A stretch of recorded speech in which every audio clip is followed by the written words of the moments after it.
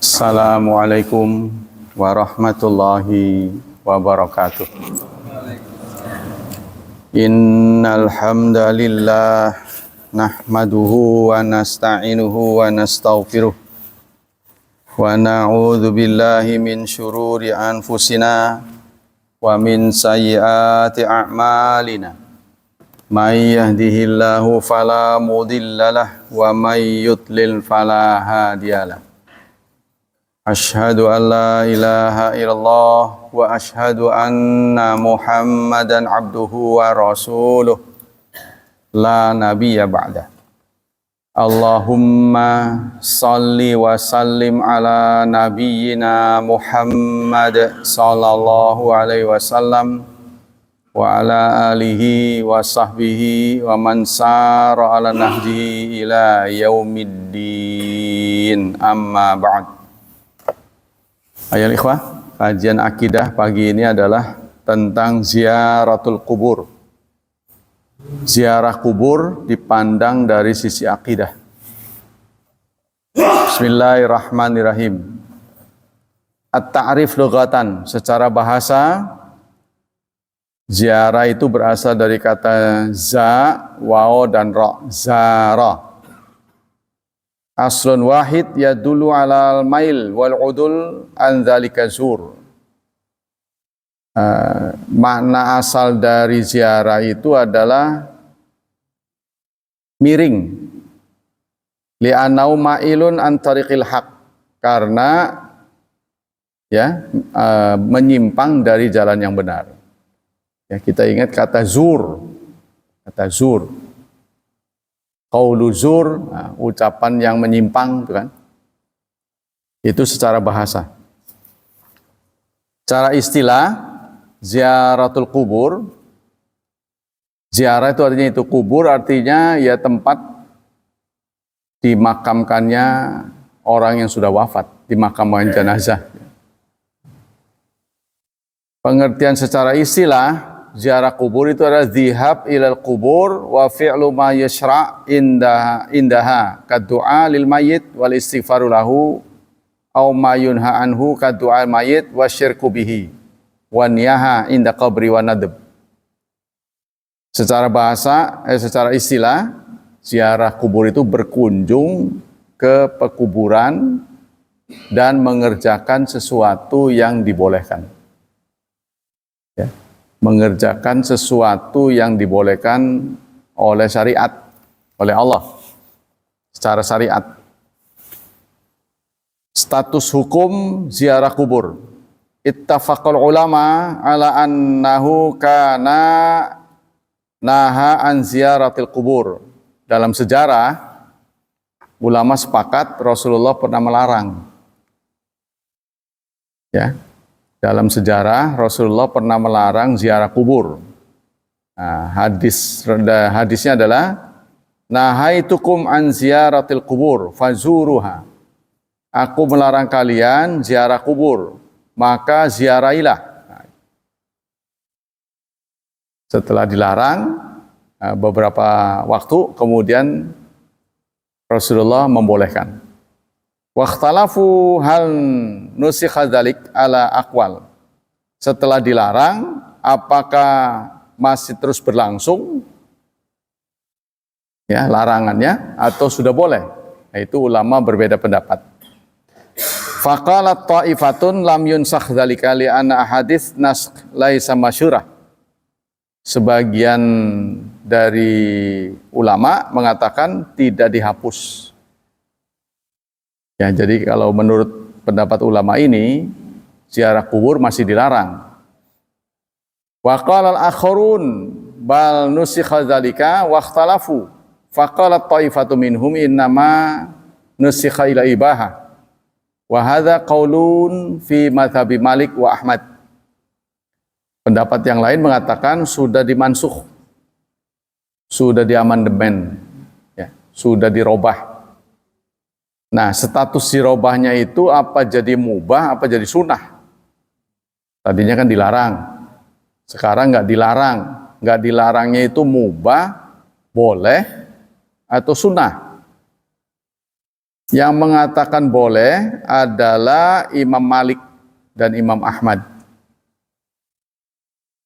Wa qala aktsarun ziaratu qubur mu'minin mustahabatun lid-du'a lil mauta ma'as salami alaihim.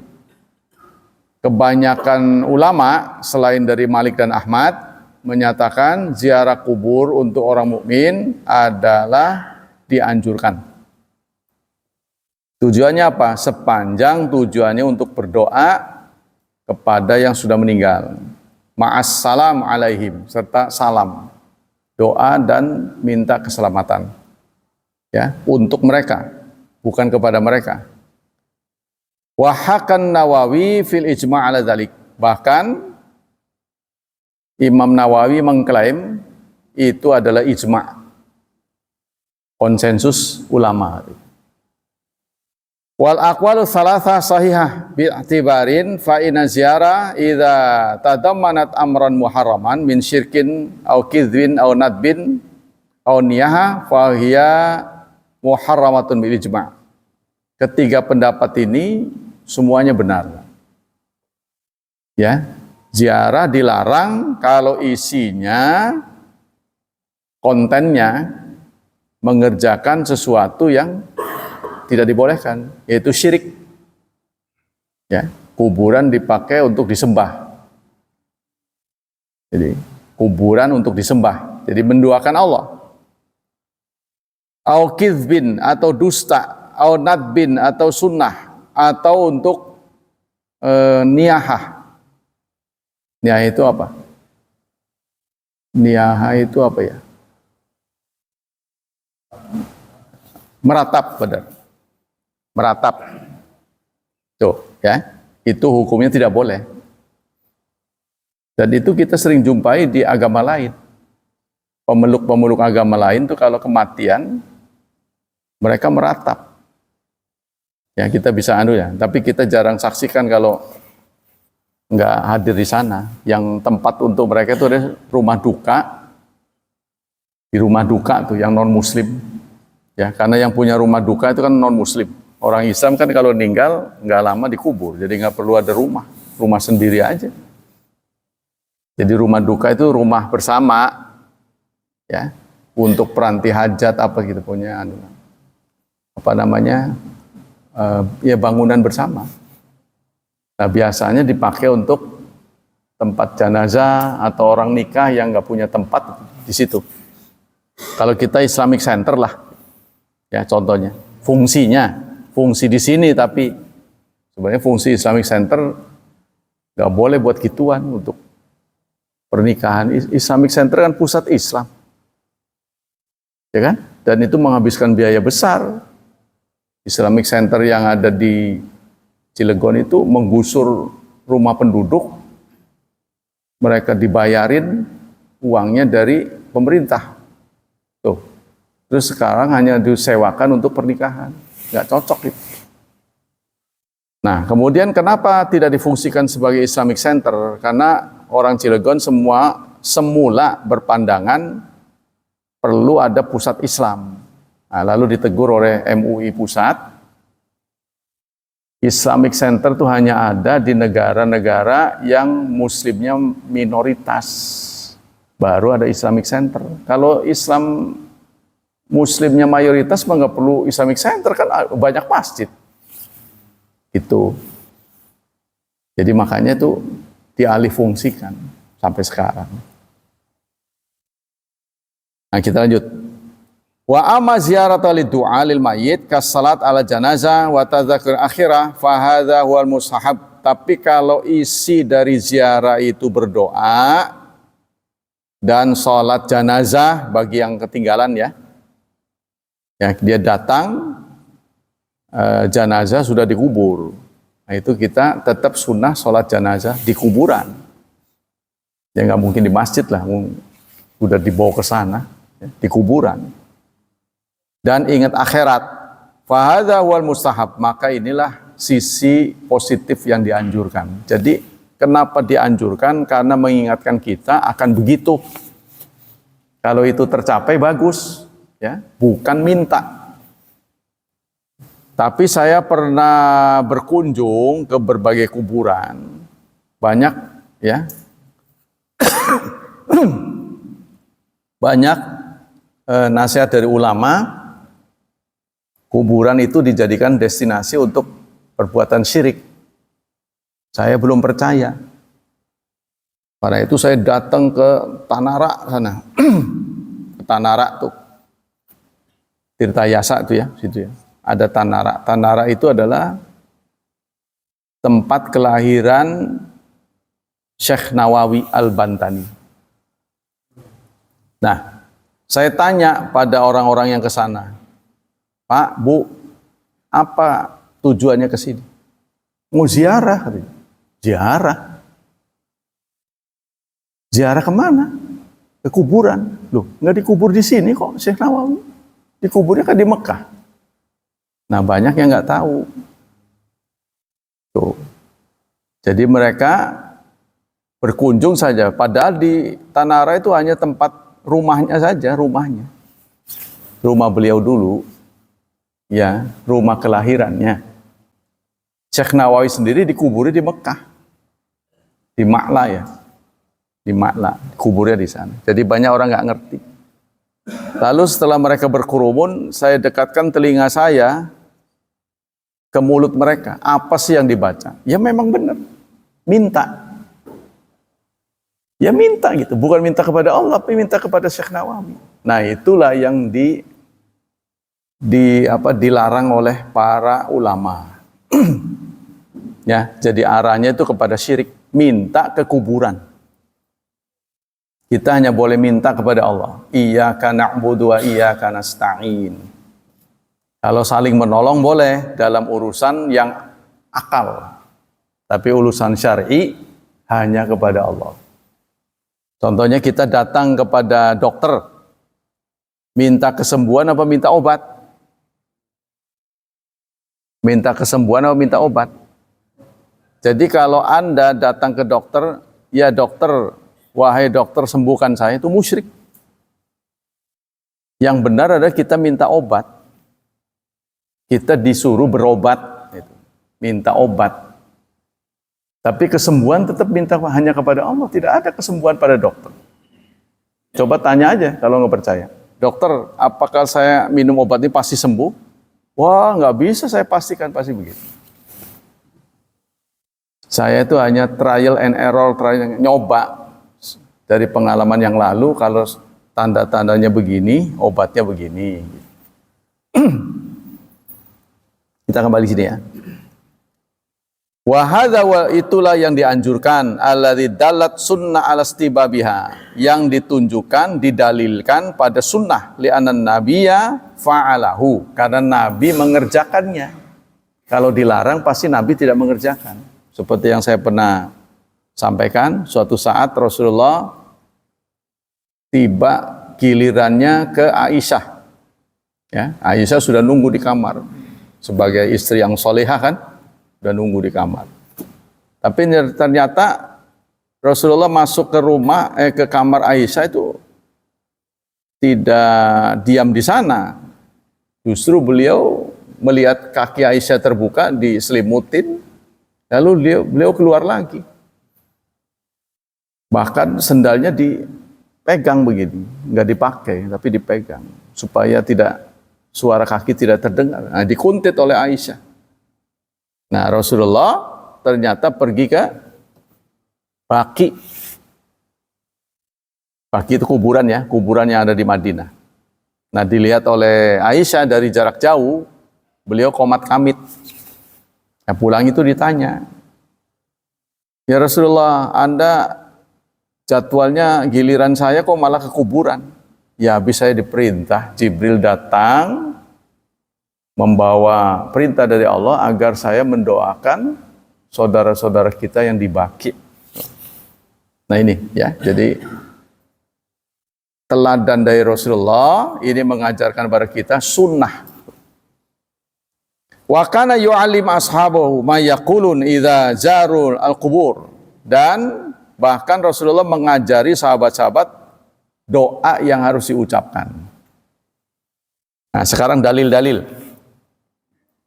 dalil-dalil ya yang menganjurkan kita ziarah. Min adilati istihbabi ziaratil kubur syar'iyya lirijal, untuk laki-laki ya. Hadis Buraidah bin Hasib anna Rasulullah qala, Rasulullah bersabda, nahaitukum an ziyaratil kubur, aku dahulu melarang kalian ziarah kubur, fazuruha, sekarang ziarahilah.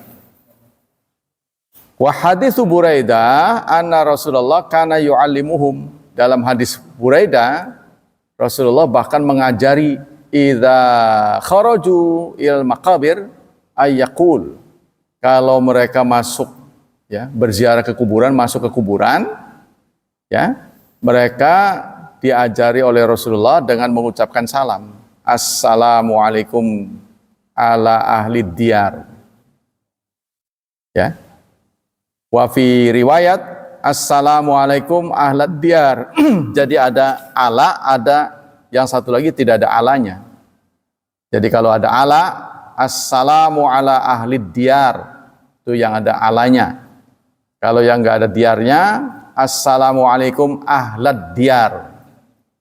Ya, kalau tadi yang ada ala, ahli. Yang enggak ada ala, ahla. Minal mu'minina wal muslimin. Wa inna insyaallah lahiqun as'alallah lana walakumul afiyah. Doanya singkat ya. Apa artinya? Keselamatan buat kalian wahai penduduk negeri. Nah, ahlad dia itu penduduk negeri. Negeri apa? Negeri akhirat. Negeri kubur ya. Minal mu'minina wal muslimin, dari mukmin dan muslimin. Wa inna, dan sesungguhnya kami insyaallah lahiqun, akan menyusul ya, kami insyaallah nanti akan nyusul, kami juga seperti kalian. As'alullah, aku minta kepada Allah, lana, untuk kami, walakum, dan kalian, afiyah, kesehatan mental. Kalau jasmani namanya sehat ya kan, sehat wal afiat kan, sehat dan afiat. Sehat itu untuk jasmani, afiat untuk jiwa.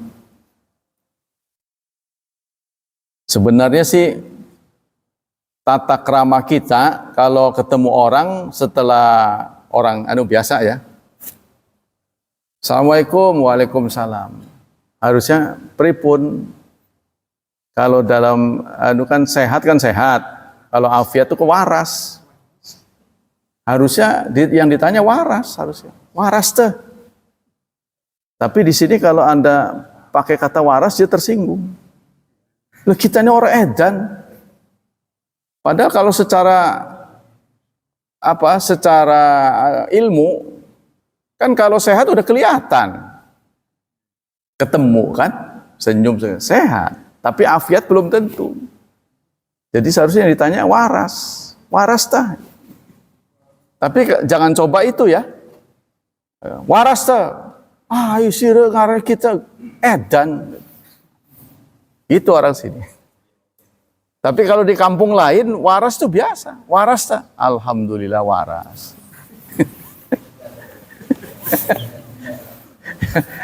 Jadi kalau di sini sehat tah gitu. Bahasa basinya kan sehat udah kelihatan. Alhamdulillah. Ya, itu ya.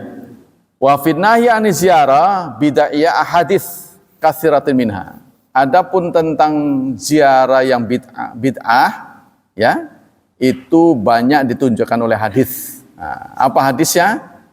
Ma rawathu Aisyah, disampaikan oleh Aisyah ya, Bunda Aisyah, anna Rasulullah qala fi maradhi mautih. Saat beliau sakit yang membawa kematian beliau berpesan.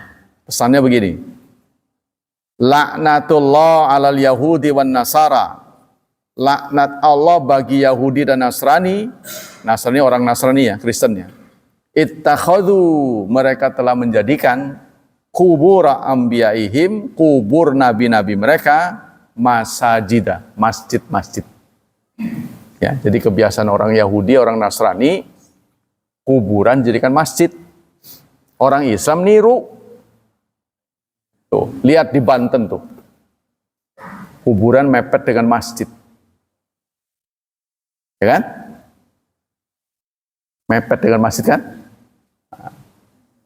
Itu semua pelanggaran, saudara. Pelanggaran. Ya pelanggaran kalau dilakukan orang awam sih mending. Kadang-kadang orang pinter. Susahnya lagi penguasa. Dibuat joglo. Aduh, yes. Kerok. Ini perbuatan orang pemimpin kan akan ditiru. Pemberasa bener. Jadi yang bener gimana? Orang mati sebaiknya taruh di mana? Ya kuburan. Bagusnya orang dikubur ya di kuburan. Itu. Sholat di mana bagusnya? Masjid karena tempatnya itu kan. Jadi menempatkan sesuatu pada tempatnya. Jangan sampai dikubur di masjid, sholat di kuburan itu kan. Sholat bagusnya di masjid. Ngubur bagusnya di kuburan, tapi kita suka terbalik. Ngubur di masjid, sholat di kuburan. Kecuali sholat jenazah tadi yang ketinggalan. Ada kecenderungan begitu, saudara. Ada kecenderungan begitu. Bukan orang awam, orang pinter. Kubang Laban tuh, saya pernah sholat di sana. Nggak tahun-tahun, kuburannya di tengah. Ini di tengah masjid tuh, seperti pani di situ. Jadi kanan kirinya orang sholat, ya seperti tiang ini aja. Aduh, tumben saya bilang kok bisa ada begini. Iya, harus dikeduk itu. Tidak boleh nanti ada kesan, coba kalau orang sujud ke situ kan nanti kan ke kuburan mentok. Nah, dulu di Masjid Agung tuh ada kuburan. Ada kuburan di pengimamannya. Anda tahu nggak? Nggak tahu kan? Di pengimaman itu ada. Karena saya memang di Cilegon udah lama. Tapi kemudian saya lihat sekarang udah nggak ada. Mungkin dibongkar. Bukan maksudnya pengimaman ini, kalau dilihat dari jaraknya, ya. Jadi bangunan masjid ini kalau kita ada jalan ke situ tuh, keluar, ini pas di pengimam itu ada kuburan. Sekarang saya lihat udah nggak ada. Gimana? Iya, iya di Kubang Laban itu. Itu yang betul-betul tuh, nggak tahu bagaimana itu. Dan saudara, di kitab-kitab mereka tidak ada keterangan boleh itu. Keterangan yang membolehkan begitu nggak ada. Tapi nggak tahu kenapa itu. Apa kepengen supaya yang dikubur dengar adzan apa gimana ya? Maksudnya yang menginspirasi mereka begitu itu apa gitu? Saya belum ngerti. Nggak ngerti saya. Yang menginspirasi begitu tuh apa? Itu ya. Kita lihat kalau itu sih lebih parah lagi ya. Kalau di Banten kita lihat tuh kanan kirinya kuburan. Dekat Masjid Agung. Kuburan ya dikubur ya di kuburan. Sholat di masjid. Harus begitu. Jadi jangan ada kesan nanti orang Islam tuh nyembah kuburan. Tidak boleh. Kita kembali sini. Jadi itu perilaku orang Yahudi, orang Nasrani. Ya. Wa qala qabla yamatu bi khamsin. Kurang lebih 5 hari sebelum wafat, ya, Rasulullah mengingatkan, ala wa inna man kana qablakum kanu yattakhiduna qubura anbiya'ihim wa salihihim masajida. Ingatlah orang-orang sebelum kalian, ya, beliau wanti-wanti menjadikan kubur nabi-nabi dan orang soleh mereka menjadi masjid. Tuh. Ala fala tattakhidul qubura masajida. Ingatlah, aku berpesan, jangan pernah ya menjadikan kubur sebagai masjid. Ala ini anhakum anzalik. Aku mengingatkan kalian. Tuh, diwanti-wanti. Aku mengingatkan kalian. Aneh-aneh lah pokoknya itu. Jadi kayaknya dekat dengan karya mereka. Kalau dalang dikuburnya bersamaan dengan wayangnya. Kan dalang nih kan, wayangnya, terus anunya juga diiringi dengan suara itu, gamelan, ya proses penguburannya. Saya nggak ngerti itu semua tidak sesuai dengan aturan. Wa finnahi an ziyaratin nisa, tentang ziarah perempuan bagaimana? Kalau itu tadi laki-laki ya. Marawahu Abu Hurairah anna Rasulullah sallallahu alaihi wasallam qala. Rasulullah bersabda, la'ana zawaratil kubur. Rasulullah melarang wanita ziarah ke kubur. Jadi Rasulullah pernah melarang ya kepada wanita-wanita untuk ziarah ke kuburan. Al-aqsamu, sekarang macam-macam bentuk ziarah. Macam-macam bentuk ziarah. Ziaratul kubur ala wajain. Ziarah kubur ada dua macam. Pertama, ziarah syariah, yang syar'i, yang direstui oleh syariat. Ziaratun syariatun tadamanu salam alal mauta wa du'a lahum wa huwa mithlu salat ala janaizihim. Ziarah yang direstui syariat adalah ziarah yang isinya salam. Ya tadi itu, assalamualaikum ala ahli diyar. Kalau tidak ada alanya berarti ahlad diyar. Ya, minal mu'minin wal muslimin. Ya, inna insyaallah lahikun. Nas'alukallah walana afiyah. Saya minta kepada Allah agar kami dan kalian mendapat afiat. Ya, jadi cara kita ziarah syariah, kita salam, assalamualaikum. Ada yang pakai ahlal kubur, tapi kalau berdasar hadis ahlad diyar, negeri kampung, penduduk kampung. Ya, bukan ahlal kubur, tapi ahlad diyar. Yang kedua, ziarah bid'ah, ziarah bid'ah.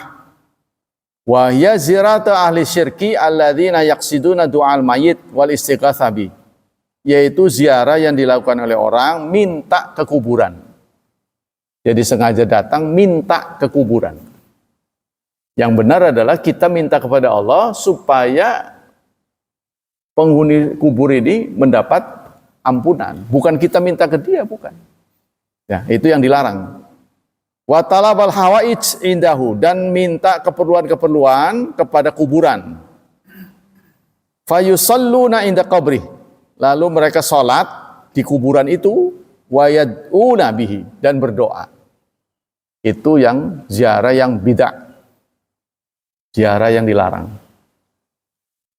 Problematika di seputar ziarah. Pertama, ziaratun nisalil kubur. Bagaimana status perempuan ziarah kubur? Ikhtalafal ulama. Ulama berbeda pendapat. Tapi umumnya orang Indonesia membolehkan, ya kan? Ala salasi akwal, tentang perempuan ziarah ke kuburan ada 3 pendapat. Pertama, menurut jumhur. Jumhur itu mayoritas. Annahu la yajuz, tidak boleh. Jumhur mengatakan tidak boleh. Padahal jumhur itu pendapat yang paling murah. Ya. Tidak boleh perempuan berziarah ke kuburan. Li'anal mar'a dha'ifatun, karena mereka jiwanya lemah, mudah terharu. Ya, maka banyak, ya bukan di situ aja sebenarnya. Saya juga perhatikan yang mudah pingsan itu perempuan. Ya, saya kalau kegiatan sekolah setelah upacara ya cukup lama, ada yang kerasukan lah, ada yang pingsan, pasti perempuan, laki-laki jarang. Apa karena mereka lemah? Saya nggak tahu tuh. Ya kalau lemah nggak sarapan berarti pingsan. Tapi kalau ini kerasukan, perempuan juga kebanyakan. Jarang ada laki-laki kerasukan. Ini kenapa ruang yang paling disenengin setan perempuan itu? Kenapa gitu?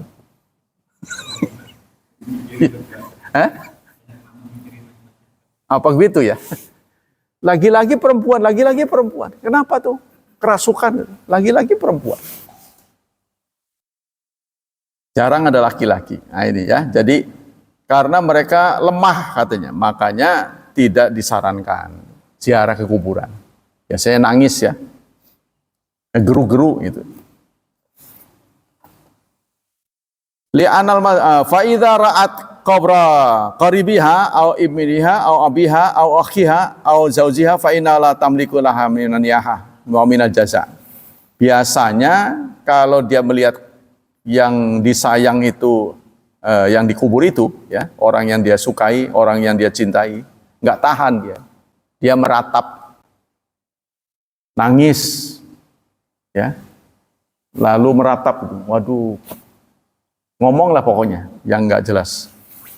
Yang kedua, jawazu ziyaratin nisa lil kubur. Pendapat kedua membolehkan. Ya mungkin itu, asal etikanya bisa dijaga, ya silahkan. Mungkin begitu. Ya, tadi itu sepanjang hal-hal yang tidak dibolehkan itu tidak terjadi, ya silahkan. Yang ketiga, karahah, makruh ziyaratan nisa lil kubur, karahatan la tasila tahrim. Makruh yang tidak sampai haram. Wa hadza huwal masyhur min madhhabi Ahmad. Inilah yang masyhur dari pendapat Ahmad. Ya, pendapat Imam Ahmad, ziarah perempuan itu ya makruh. Wa sahih anan nisa lam yadkhulna fil izni fi ziarah kubur li idati auju. Tapi pendapat-pendapat yang sahih yang didukung oleh dalil sebaiknya jangan masuk ke kuburan dengan alasan sebagai berikut. Ya, fanzuruha sighatut tadzkir. Karena Rasulullah mengatakan silakan ziarahi. Nah ini ditujukan pada laki-laki. Silakan ziarahi. Nah, sekarang ziarahilah kuburan. Nah itu ditujukan kepada laki-laki. Innama tatanawa rijal bil wat'i wa qad tatanawu nisa aidan ala sabili taklif walakin hadza fi qaulan. Innahu yahtaju ila dalil munfasil. Karena nggak pernah dicontohkan oleh para sahabiah. Ya, contohnya gitu loh.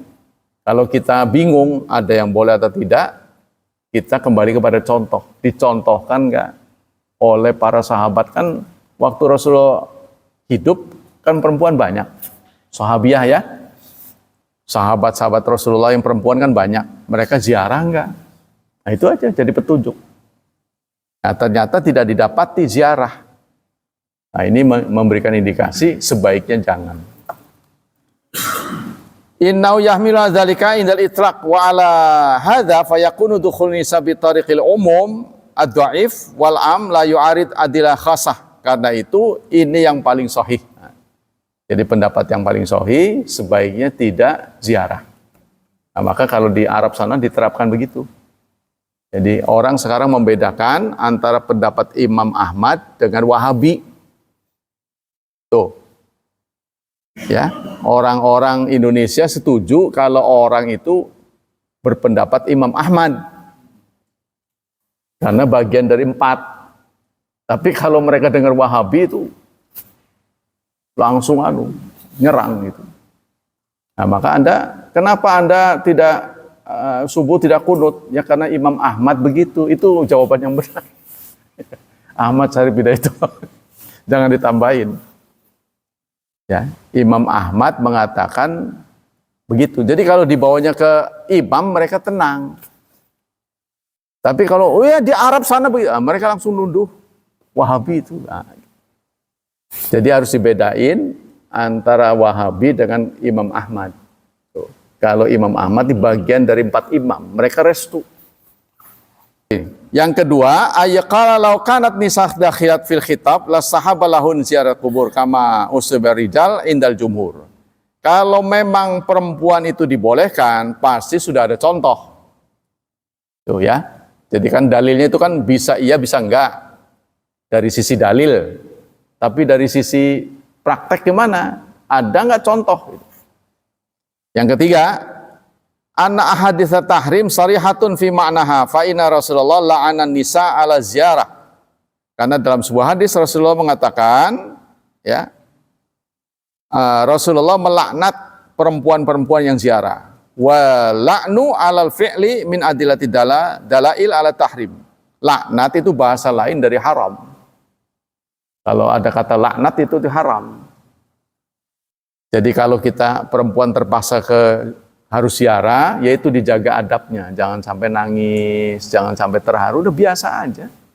Oh, nangis seember pun gak akan bangun lagi. Ya buat apa gitu ya. Jadi kan, itu kan terharu Pak. Ya udah terharu gak apa-apa. Tapi jangan sampai dibarengin suara. Karena meratap itu suara. Ya kan? Nangis boleh nggak? Boleh, karena waktu Ibrahim putra Nabi Muhammad wafat, beliau nangis. Kan nangis itu kesannya cengeng gitu kan? Saya juga manusia gitu kan. Ceritanya gitu kan. Ya Rasulullah engkau menangis. Jadi dianggapnya cengeng gitu kan. Coba kalau ada jenderal nangis, jenderal sih kan kesannya begitu. Lah Rasulullah kan komandan kan, komandan perang, sampean kok nangis? Ya nangis itu kan terharu. Jadi yang penting tuh jangan ada suara. Ya maksudnya bukan suara nangis, suara komplain gitu loh. Ya, waduh, aduh, kerunya amat, itu jangan, itu namanya meratap. Ya. Fa'an Jabir qala naha Rasulullah ayyujassisal qubra. Nah, kemudian apalagi tentang masalah selanjutnya adalah ma yuqarinu ziyarat nisa li qubur fil mafasid. Nah, kebanyakan kalau perempuan boleh ke kuburan, ini nanti akan berjumpa dengan laki-laki. Itu ikhtilat namanya, memungkinkan ikhtilat. Ya. Itu hal-hal yang kurang disukai. Problematika berikutnya adalah hal-hal yang dilarang berkaitan dengan kuburan. Pertama, du'aul makburin wa su'alahum an dunillah. Meminta kepada kuburan. Meminta kepada penghuni kubur. Minta, bukan kita minta pada Allah supaya mereka dimaafkan, diampuni, bukan. Kita mintanya destinasi ke penghuni kubur. Ya. Yang kedua, azzahu, menyembelih, wan nahru indal kubur, dan berkurban di kuburan. Jadi kuburan dipilih karena mereka berkeyakinan ada istimewanya. Ya, ini dilakukan oleh orang-orang Syiah. Qala Abdul Razak kanu yaqiruna indal qabri bakaratan aw syatan. Mereka punya kebiasaan menyembelih onta, menyembelih sapi atau kambing di dekat kubur. Yang ketiga, raf'ul kubur ziyarata ala turab. Meninggikan kuburan. Meninggikan kuburan, ya. Jadi di pagar itu tidak boleh itu sebenarnya. Harus biasa saja. Ya. Yang keempat, tajzisul kubur. Mencat. Dicat. Kuburannya dicat. Nah, ya, itu tidak boleh. Yang kelima, al-kitabah al-kubur, menulis. Tapi itu kalau nggak ditulis, nanti kehilangan. Apalagi lama nggak ke situ. Bapak saya di mana? Ya kan? Kalau di Arab, saudara, di gerbangnya ada tulisannya, di sini dikubur, ya, sahabat ini, ada namanya. Kalau kita mau kuburan, tapi di kuburannya nggak ada. Itu yang dimaksud di sini, di kuburannya, pas di kuburannya. Tapi kalau di gerbangnya di sini tulis di siapa itu di sana ada. Ya, jadi korban perang Uhud ini si fulan terus berurutan. Saya baca itu. Ya, saya belum pernah melihat ada penjelasan tentang pemindahan kuburan karena alasan ini itu. Sebab kita nginjak kuburan aja nggak boleh kan? Al-qu'ud alal kubur, nah di sini tuh. Bina alal kubur, membangun kubur. Nah, kuburnya dibuat bangunan di atasnya. Ya. Nah, itu sebenarnya sebaiknya memang saya berikan tambahan, keterangan ini diberikan tambahan setiap ada penyelenggarakan jenazah. Kan penyelenggaraan jenazah itu kan aturan kita kan ngomong dulu dari keluarganya kan. Keluarga ini diberi kesempatan ngomong, kalau ada sangkutan apa, bla bla bla. Kemudian yang akan kita kerjakan harusnya plus aturan tentang kuburan. Ya, bahwa jenazah ini akan dikubur di pekuburan kita. Nah, itu ada aturan-aturannya. Harusnya disampaikan gitu. Nah, itu harusnya Pak Mukhlis membuat aturan-aturan apa gitu yang harus disepakati bersama. Dilarang contohnya. Bla bla bla bla bla bla. Itu mestinya. Jadi mereka tidak menganggap apa yang sudah ada di kuburan kita itu sederhana, itu sengaja, bukan nggak mampu, bukan. Kita bikin apa, dibikin marmer juga bisa, cuma kan nggak boleh. Jadi dikiranya wah ini orang Pangurawi kere-kere ini, kuburan kok begini amat, dikiranya begitu, bukan, itu sengaja. Nah, itu harus diberitahu. Ya, aturan-aturannya. Jadi aturan antara ini al-qu'ud ala kubur, tidak boleh duduk di atas kuburan, tidak boleh. Sehingga itu sebabnya nggak usah dibangun. Sebab kalau ada bangunan kan cenderung didudukin. Itu rahasianya. Tapi kuburan dengan kuburan harus ada jarak supaya orang tidak menggali kubur berdiri di atas kubur. Saking sempitnya. Jadi dia mau gali lagi nggak bisa kecuali kuburan yang diinjak. Nah, itu sebaiknya jangan. Wa kullu dzalika minal bid'ah allati sallat biha al-yahudu wan nasara. Inilah yang dilakukan oleh Nasrani dan Yahudi. Fa an Jabir qala naha Rasulullah ayyajassisa kubur wa ayyaquda alai wa ayyubna alai. Rasulullah pernah melarang kuburan itu dilabur ya. Dilabur terus diduduki serta dibuat bangunan di atasnya. Wa fi riwayatin Abi Dawud wa ayyaktuba alaih, dalam hadis Abu Dawud, dan diberi tulisan. Nah, kalau Anda pernah dengar larangan orang menulis, itu di kitab Abu Dawud. Yang ke-8 as-salat ila kubur wa indaha, salat menghadap kubur. Itu juga dilarang. Wa an Abi Marsad Al-Ghanawi qala sami'tu Rasulullah yaqul, Rasulullah pernah bersabda, la tusallu ala kubur, jangan salat menghadap kubur, wala tajisu alaiha, dan jangan duduk di atasnya. Yang ke-9, membuat bangunan di atasnya. Ya, saya singkat aja nih. Yang ke-10, ittakhadha idan, menjadikan ritual. Apalagi dikasih kelambu, apa-apaan tuh supaya nggak dinyamukin apa gimana? Dikasih kelambu, terus dikasih sorban, kuburan dikasih sorban. Tuh ya. Itu semua tidak dibenarkan. Yang ke-11, syaddur rihal ilaiha, memberikan kuburan sebagai destinasi wisata. Sengaja destinasi wisata, ziarah itu tidak disarankan. Kalau kita ziarah kepada Rasulullah itu hanya dekat aja, karena dekat situ. Tapi kalau kita sengaja mau ke Madinah, ziarah itu dilarang. Ya, jadi ketertarikan magnetnya itu bukan ziarah seharusnya, tapi sholat di Masjid Nabawi. La tusyaddu rihal ila dzi salasa, karena Rasulullah mengatakan touring yang mendapat pahala itu hanya ditujukan pada 3 tempat, yaitu Masjidil Haram, Masjid Rasul, dan Masjid Aqsa. Hanya 3. Wa minal bid'ah israjuha, salah satu bentuk bid'ah adalah memberi penerangan. Kuburan dikasih lampu, ya. Wa tamassuh biha, dan ngelus-ngelus. Wa tawaf haulaha, serta berkeliling. Wa tabakhuraha, serta diberi bukhur, dikasih wangi-wangi. Ya. Wa wuquf asadana indaha wa kiswatu darih, serta memberi kelambu. Terus ada petugas khusus untuk ziarah, itu semua tidak boleh. Dr. Said Sabiq dalam Fiqh Sunnah kata dia, ziarah itu sudah diperoleh walaupun kuburan bukan muslim. Walaupun kita berziarah kepada kuburan yang bukan muslim, itu sudah didapat oleh kita. Karena kita mengambil pelajaran, kita bakal mati. Tapi doa beda lagi. Namanya ziarah itu kan datang doang. Waduh, ya dikubur.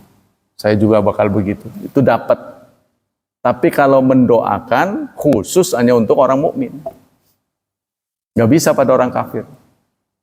Ya, karena orang yang sudah meninggal dalam keadaan kafir itu tertutup. Kita nggak bisa. Sampai Nabi Ibrahim kan, wa makana doa Ibrahim li abihi ila amauidati wa'adaha iya. Dalam surat At-Taubah Allah menjelaskan doa Ibrahim kepada ayahnya itu karena sudah janji. Jadi apabila sudah ketahuan dia nggak menerima iman, kita dilarang mendoakan. Tapi kalau hidup, kita boleh mendoakan agar dia lurus. Kita mendoakan orang kafir yang masih hidup boleh. Tapi satu saja, ya Allah berikanlah hidayah pada dia. Gitu. Tapi kalau sudah meninggal, kita doakan pengampunan, nggak boleh. Dilarang. Ya, gitu ya. Kita kembali ke ini sekarang, ditambah dengan ensiklopedi Toharah. Karena ini bukunya banyak, jadi harus lebih sering ini. Bismillahirrahmanirrahim. Idza taghayyar ma bisyai'in tahirin ma otomatis tahirin yumkinu taharus minhu. Ini sudah, ntar ya.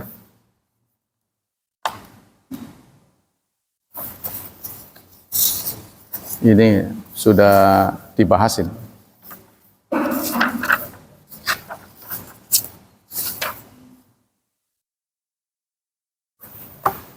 Taharatul hadas mukhtasatun bil ma'il mutlaq au yubdil turab.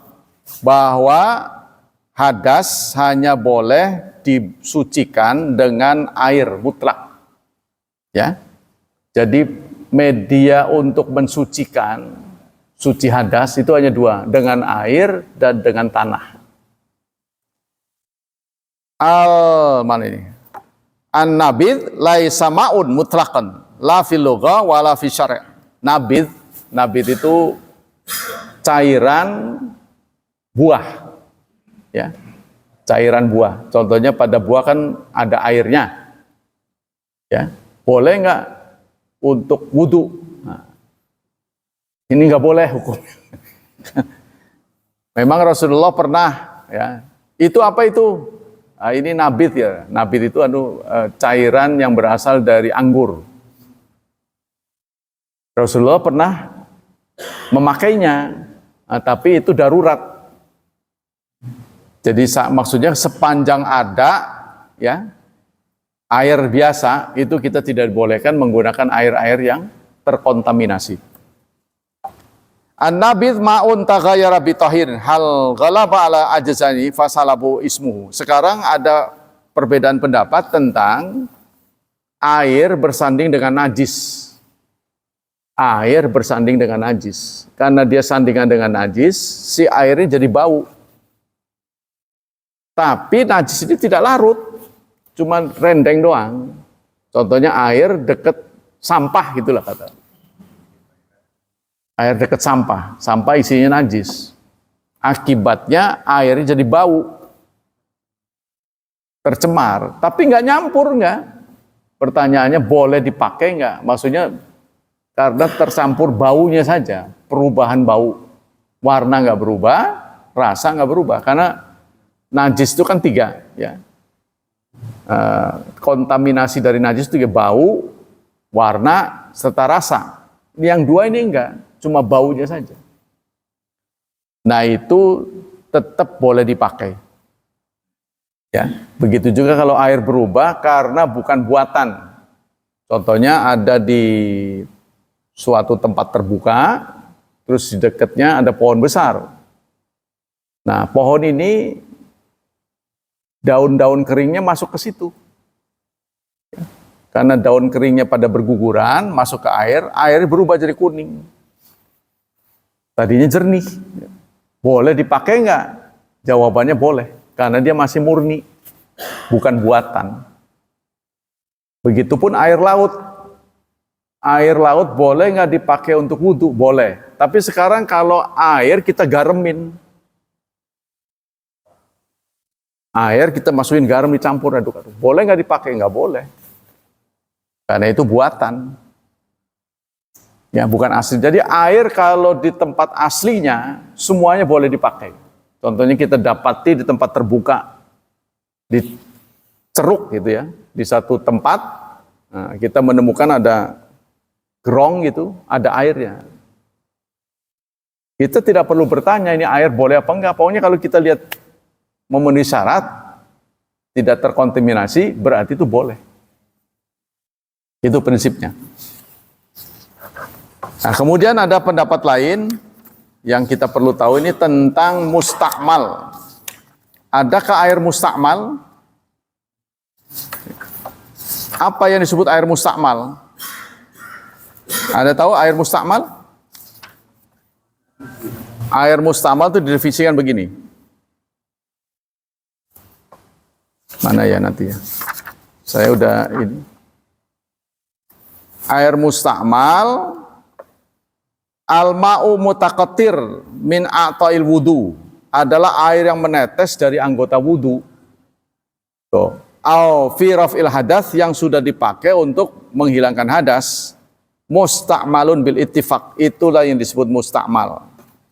Wa amma idza ghamasa yadahu fi ma'in bi niyati raf'il hadas fa hal yakun mustakmalan?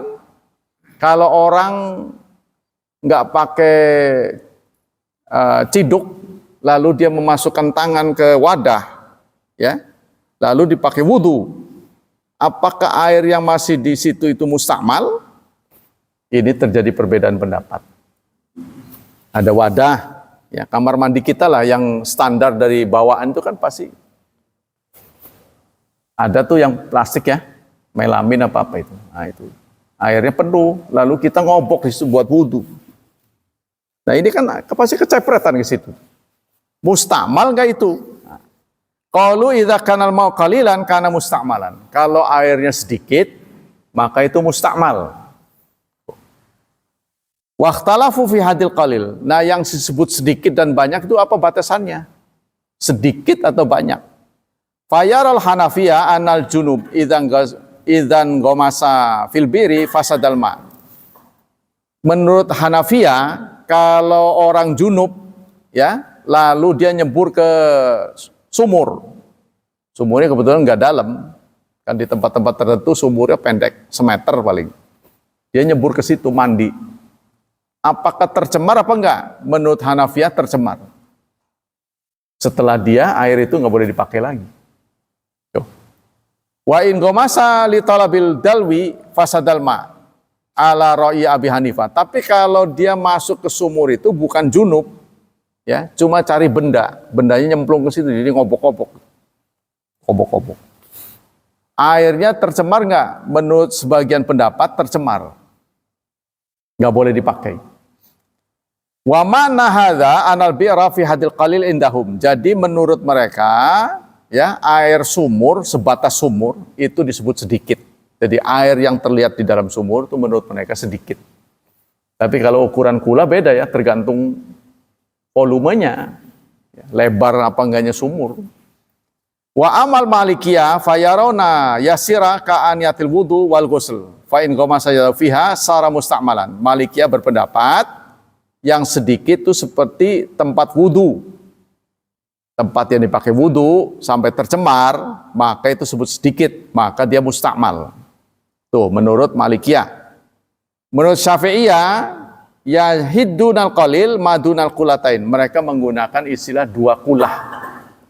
Nah, dua kulah itu adalah pendapat Imam Syafi'i. Ya. Wadah disebut dua kulah apabila lebar panjangnya 60, asalnya ukuran 60 itu sebenarnya 1 hasta seperempat. 1 hasta seperempat. Jadi hasta ini dari sini, ujung tangan nih, sampai ke sini. Sikut ini hasta. 1 hasta seperempat. Nah setelah diukur 60 cm. Hasta siapa yang diukur? Orang Arab. Jadi kalau hasta Anda diukur kurang dari 60 berarti pendek, saudara. Tapi kalau 60, standar dulu yang diukur. Kan senti-senti ini kan baru ada belakangan. Zaman dulu kan belum ada, ya. Jadi masih manual kan. Nah itu 1 hasta seperempat.